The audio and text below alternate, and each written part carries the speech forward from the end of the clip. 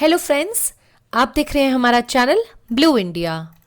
अभी तक चैनल को सब्सक्राइब नहीं किया तो जाइए सबसे पहले चैनल को सब्सक्राइब कीजिए और हाँ, वीडियो देखने के बाद वीडियो को लाइक भी जरूर कीजिए। मैं Mansi Arora blue India channel में आपका स्वागत करती हूँ। आज हम आपके लिए लेकर आए हैं भारतीय सेना के पराक्रम की कहानी। सियाचिन, जो दुनिया का सबसे खतरनाक युद्ध स्थल माना जाता है। रूस के टुंडा को दुनिया का सबसे खतरनाक युद्ध स्थल माना जाता है। 1942 के जाड़े के मौसम में स्टालिनग्राड में रूसी सेना के हाथ हिटलर की सेना की हार ने दूसरे विश्व युद्ध का रुख ही बदल दिया था। वर्ष 1948 में बर्फ से ढके स्कर्दू और गिलगित में पाकिस्तानी कबाइलों के खिलाफ मेजर जनरल थिमैलिया की 19वीं इन्फेंट्री डिवीजन ने जिस तरह लोहा लिया था, वो भी साहस और जीवट की सबसे बड़ी मिसाल है।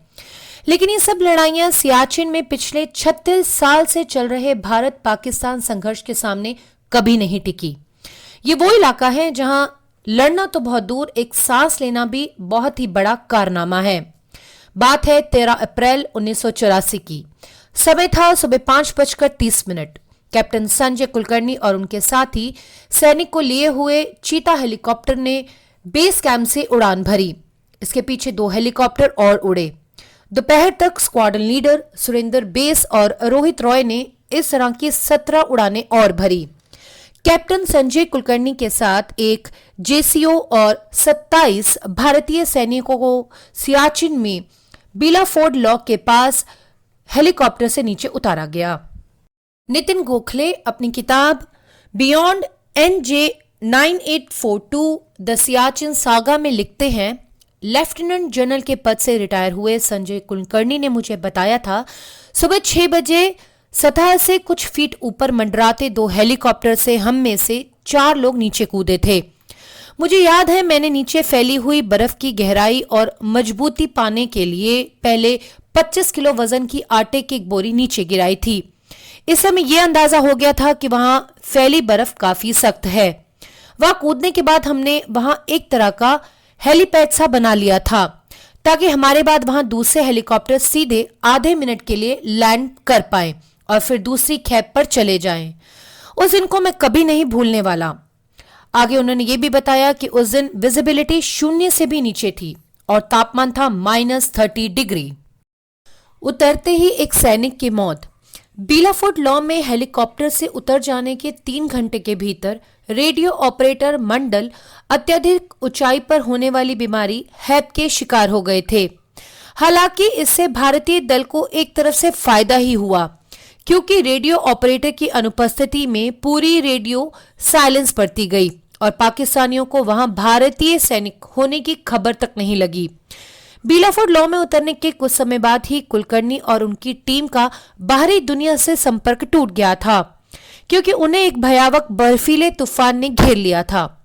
हाल ही में छपी एक और पुस्तक फुल स्पेक्ट्रम इंडियाज वॉइस 1972-2020 में air vice marshal Arjun Subramaniam लिखते हैं, 16 अप्रैल को जब मौसम साफ हुआ तब जाकर कुछ और सैनिक और मेडिकल सहायता भेजी जा सकी।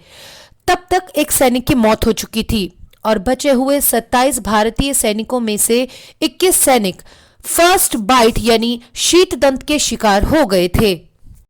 पाकिस्तान ने बर्फ पर रहने के खास कपड़े जर्मनी से खरीदे। सियाचिन की लड़ाई पर सबसे दिलचस्प टिप्पणी बुकिंग्स इंस्टीट्यूशन के सीनियर फेलो स्टीफन कोहेन की तरफ से आई है। उनका कहना है कि भारत और पाकिस्तान के बीच हो रहे इस संघर्ष की तुलना 2 गंजे लोगों की लड़ाई से की जा सकती है जो एक ही कंघे के लिए लड़ रहे हैं। करीब 23,000 फीट की ऊंचाई पर 75 किलोमीटर लंबे और करीब 10,000 वर्ग किलोमीटर क्षेत्र में फैले सियाचिन ग्लेशियर का इलाका इतना दुर्गम है कि भारत और पाकिस्तान दोनों ने 1972 तक इसकी सीमा के बारे में स्पष्टीकरण देने की जरूरत ही नहीं समझी थी। भारत का माथा तब ठनका जब 70 के दशक में कुछ अमेरिकी दस्तावेजों में NJ 9842 से आगे कराकोरम रेंज के क्षेत्र को पाकिस्तानी इलाके के रूप में दिखाया जाने लगा। भारत को ये भी पता चला कि पाकिस्तानी इस इलाके में पश्चिमी देशों के पर्वतारोहण दल भी भेज रहे हैं ताकि इस इलाके पर उनका दावा मजबूत हो सके। 80 के दशक में भारतीय खुफिया एजेंसी रॉ के जासूसों को पता चला कि पाकिस्तान जर्मनी से ऊंचाई पर रहने के लिए खास तरह के कपड़े खरीद रहा है। रॉ के प्रमुख रहे विक्रम सूद उस जमाने में श्रीनगर में तैनात थे। उन्होंने खुद 15 कोर के बादामी बाग मुख्यालय में जाकर वहां के कमांडेंट लेफ्टिनेंट जनरल पीएन हुन को पाकिस्तान की ताजा गतिविधियों से अवगत कराया था। उनका मानना था कि पाकिस्तानी ये कपड़े पिकनिक करने के लिए नहीं खरीद रहे हैं। भारतीय सैनिक पाकिस्तानियों से पहले सियाचिन पहुंचे। Air vice marshal Arjun Subramaniam अपनी किताब फुल स्पेक्ट्रम इंडियाज वॉर्स 1972-2020 में लिखते हैं, पाकिस्तान ने 1983 की सदियों में बीलाफोर्ड लॉ पर नियंत्रण करने के लिए मशीन गन और मोटोर से लैस अपने सैनिकों का एक छोटा दल भेजा था।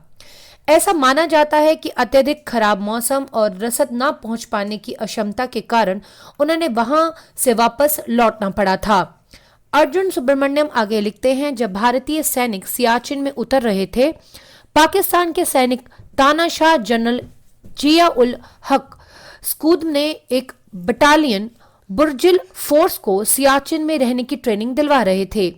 योजना थी कि उन्हें अप्रैल या मई में वहां भेजा जाएगा, लेकिन भारतीय सैनिक उनसे पहले वहां पहुंच गए।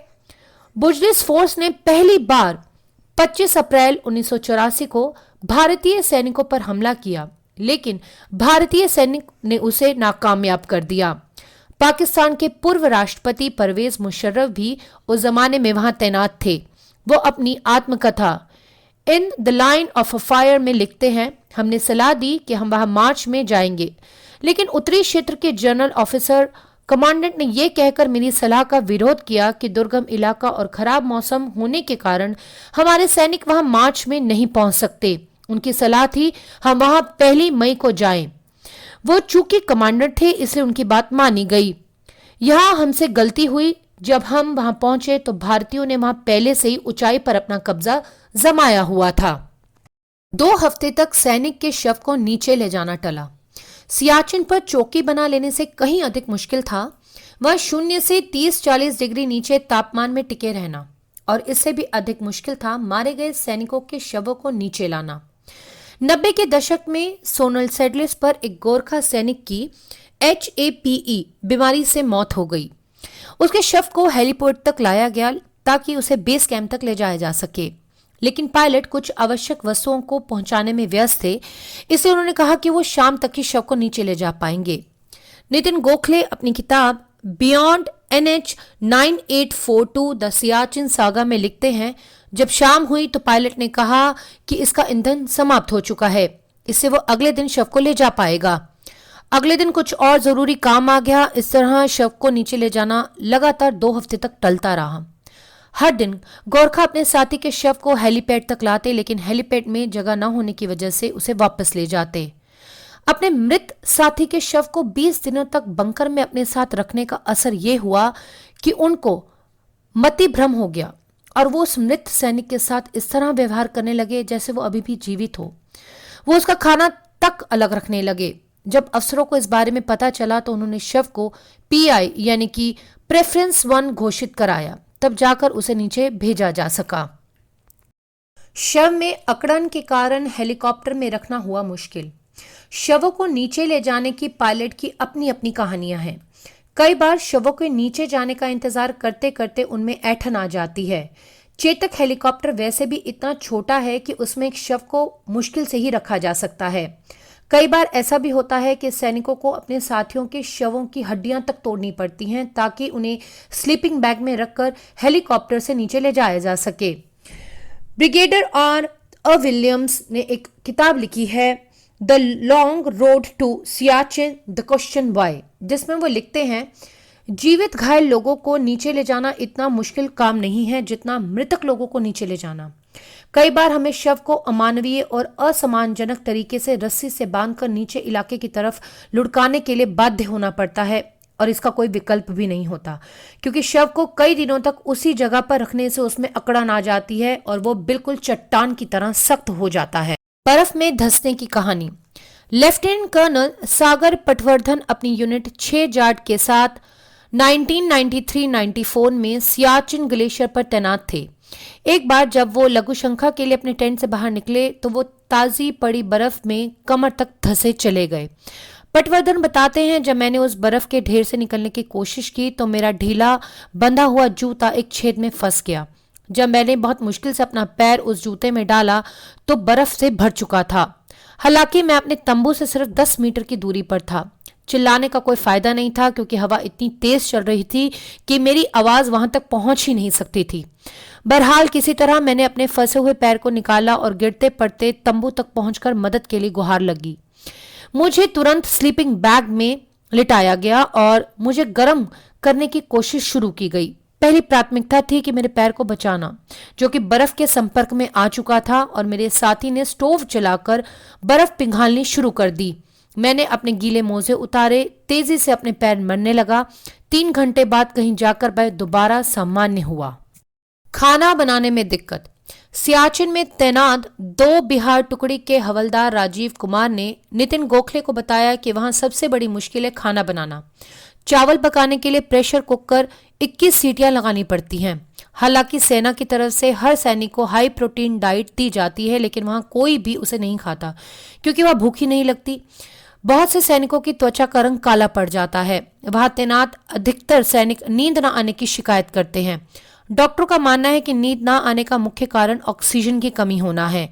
आमतौर से सैनिक को उनकी सियाचिन की तैनाती के दौरान आयातित गर्म मोजों के 9 जोड़े दिए जाते हैं। जो लोग इनका सामान्य इस्तेमाल नहीं करते, उनके लिए काफी तकलीफ उठानी पड़ती है। सियाचिन में कमांडर रह चुके लेफ्टिनेंट जनरल पीसी कटोच बताते हैं, एक बार मैं सेंट्रल ग्लेशियर की एक चौकी पर रुका हुआ था। मुझे अगले दिन आगे की एक चौकी पर जाना था। मैंने सूरज उगने से 1 घंटा पहले चलना शुरू किया। यात्रा का पहला चरण स्नो स्कूटर तक तय किया। उनकी बेवकूफ़ी में मैंने अपने आप को बर्फीली हवाओं से बचाने के लिए एक ऊनी कंटॉप पहन लिया। कुछ देर में मुझे लगा कि मेरे कान ही नहीं हैं।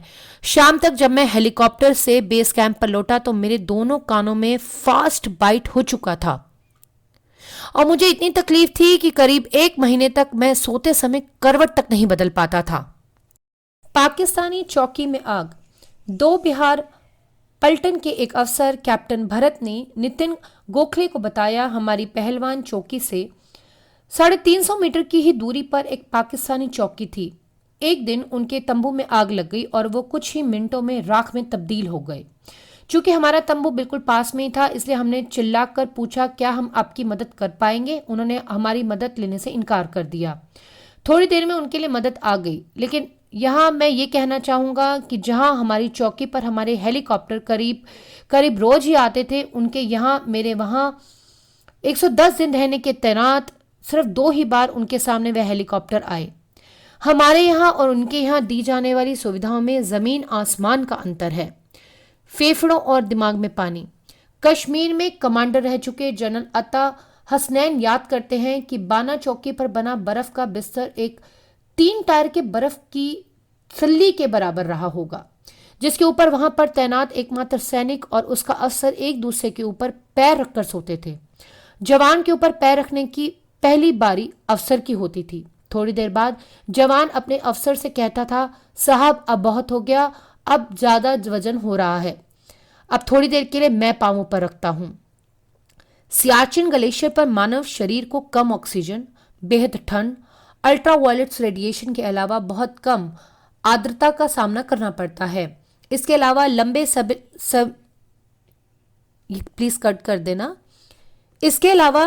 समय तक अलग थलग रहना, हमेशा टीन बंद खाने पर निर्भर रहना, साफ पीने का पानी मिलने में दिक्कत, बिजली के बिना अस्थायी तंबू में रहना और हमेशा दुश्मन के हमले का डर बने रहना भारतीय सैनिकों का बहुत बड़ा इम्तिहान लेता है।